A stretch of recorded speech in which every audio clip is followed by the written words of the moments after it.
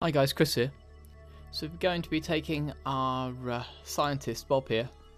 We're going to take him to Ike, which is the moon around the planet Duna. So we just take off using lots and lots of solid boosters. Attach, and then we're going to have like a bank of liquid fuel engines.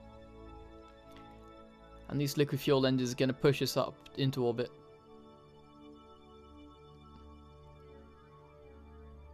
I'm going to try to burn fairly close to the apparatus. There we go, got orbit. So we've still got a little bit of fuel left.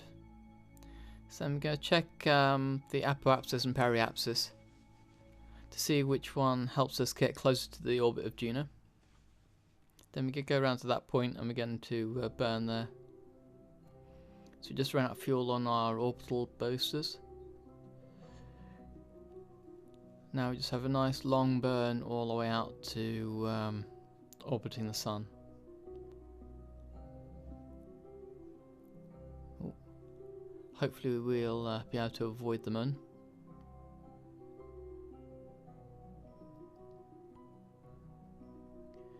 So I'm using nuclear engines here.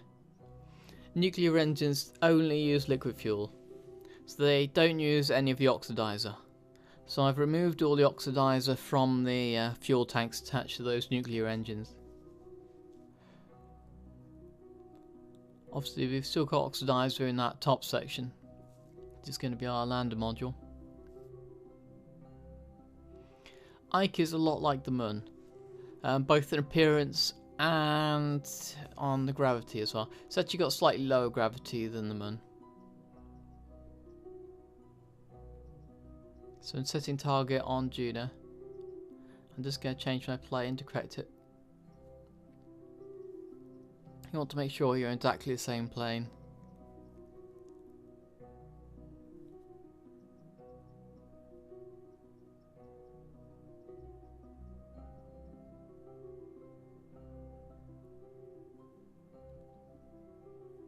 There we go. So now I'm going to try to find an intercept orbit. Just then go back to the Space Center and check for extra contracts. So you want to check for things like flyby missions and science from orbit missions while you're en route. Missions respawn ever so often, and it's a good way of getting tons of extra money at the same time as completing your other missions. Right, so I'm actually having quite a hard time trying to find an intercept. So almost exactly the worst place in the orbit to get an intercept to Juno.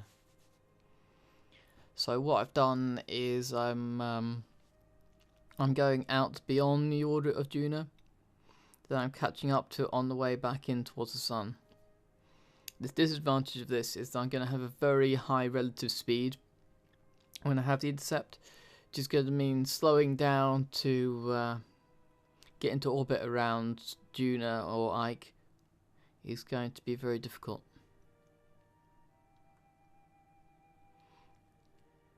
It uses a lot more fuel if I do it like this, rather than just intercept just at the pinnacle of my orbit.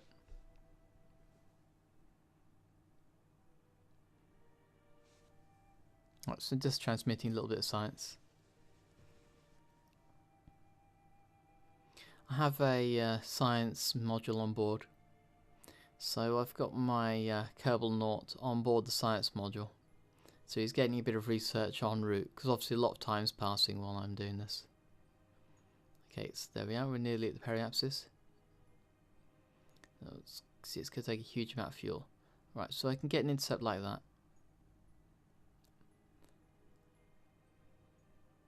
And getting more science high above Juno.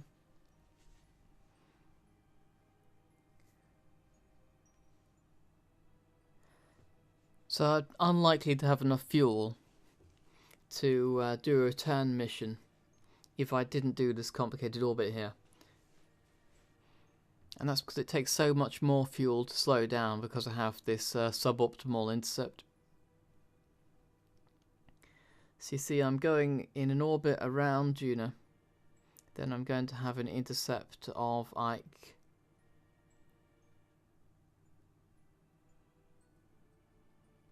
Actually, I think I'll do it in a different way.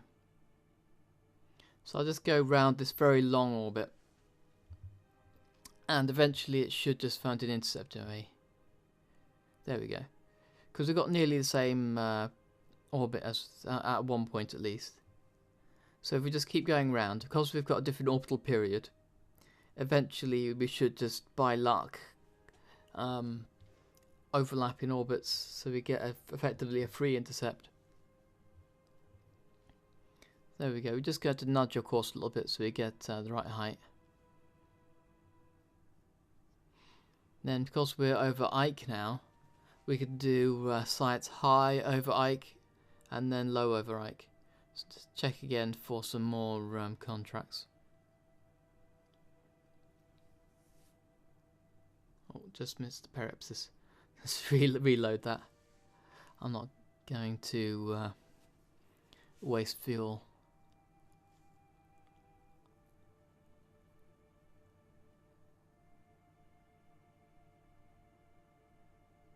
There we go.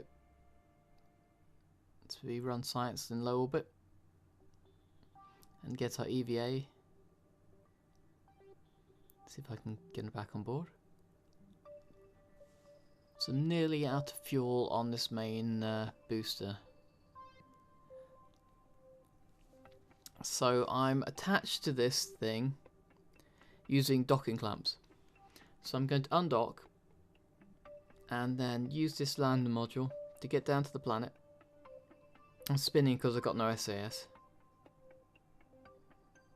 So I'm spinning up to maintain my course.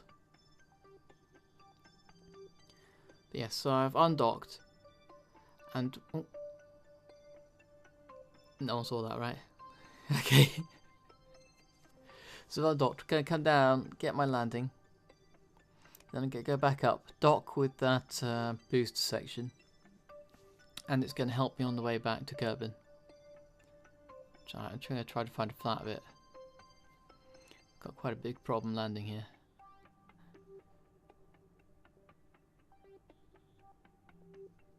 It's quite difficult to tell the contours without getting very close. God, it's too fast there. Oh, I'm upright. Okay, that might actually do. Right, so I've lost a couple of solar panels there. It's not really a problem. Oh, just lost another one. So I only need one. I've got lots of solar panels on the other part of the ship. So I just get back on board the ship. Get all my science.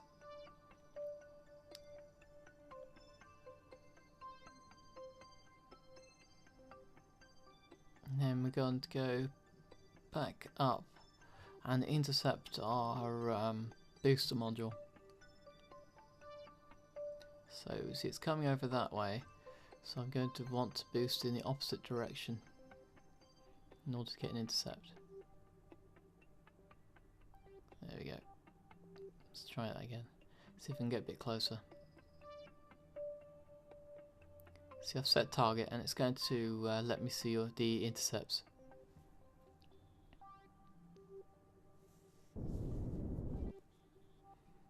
Right, so I'm going to do the intercept much the same way as you'd intercept a rogue Kerbal or something, like on the Kerbal rescue missions.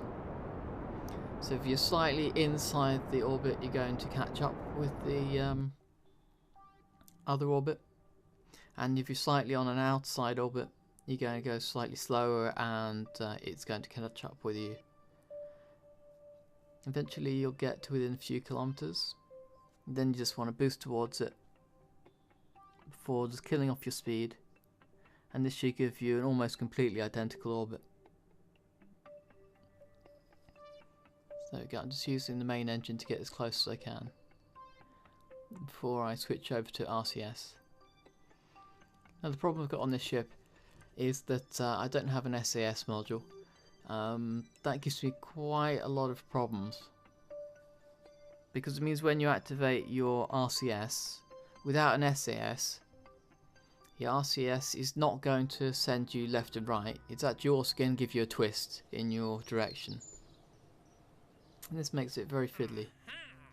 And, oh, missed. And now you see my awesome docking skills as I go back and forth and back and forth, trying to get closer. This is partly my lack of skill, but quite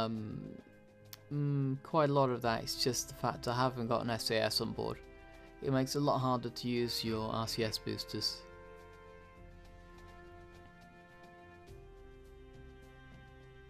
Like I get this time, I'm lining up.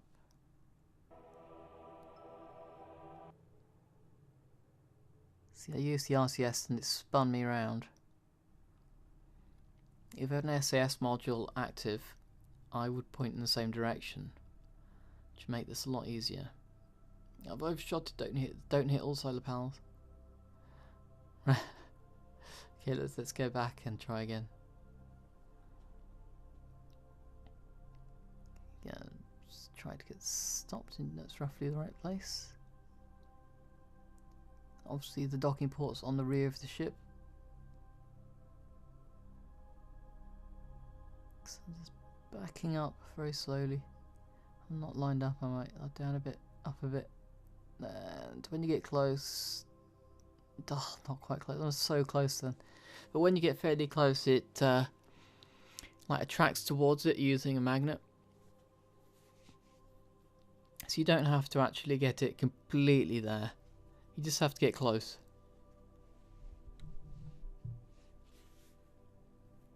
Okay, let's try this again.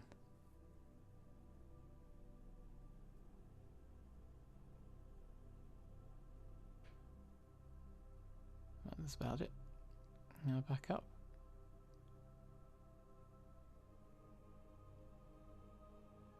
Okay, let's try to get up a bit. That looks good. Down, down, down, down, down. Yay! There we go. So now I've reattached with the main vessel. Right, so what I'm going to do is I'm going to use this to boost me out of orbit of Ike. And we're going to go straight into orbit around the Sun. Right, so that's it's nearly good enough. I'm going to go in slightly wider orbit, which isn't really what you want. But it's a lot more fuel efficient than burning on the apoapsis.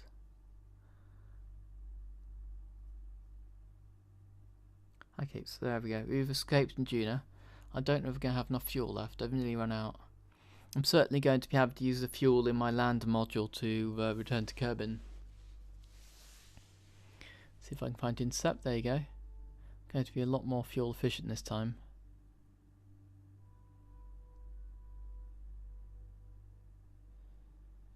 Right, so we're burning. Gosh, look at that fuel level. It's almost completely empty. I'm going to cut out before the end of this burn. There we go. So I just ran out of fuel. So I'm going to undock. Going to put my guy into the command module again. Obviously he was in the science module before. Then I'm going to replot the intercept, spin up because I've got no SAS, and finish off this burn. So spin around. Obviously you don't want to spin so fast the bits start falling off. There we go, so just getting an intercept. Then we go to time accelerate. So we get closer to Kerbin. Then we're going to do a very fine adjustment to our course and end up nice and close to the planet, hopefully. Right, so I've nearly run out of fuel. So I'm just going to adjust the fuel in the tanks. So I'm going to move the fuel into 2 tanks rather than all 4. And this will give me finer motor control.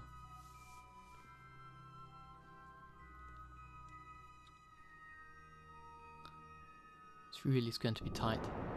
I might have to just go straight into Kerbal atmosphere.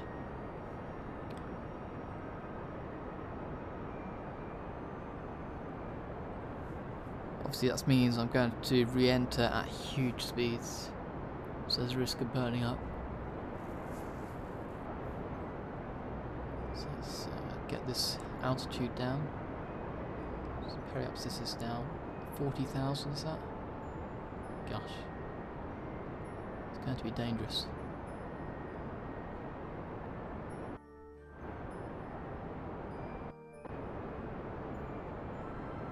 Right, let's go do some fine adjustments.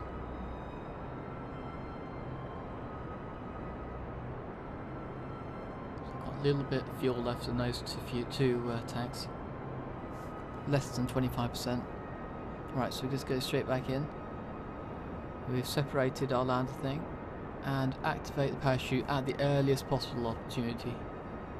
Just slow ourselves down. Right, so now get some last science while we're floating in. And we successfully have returned from the planting Kerbal. From Ike to Planet Kerbal.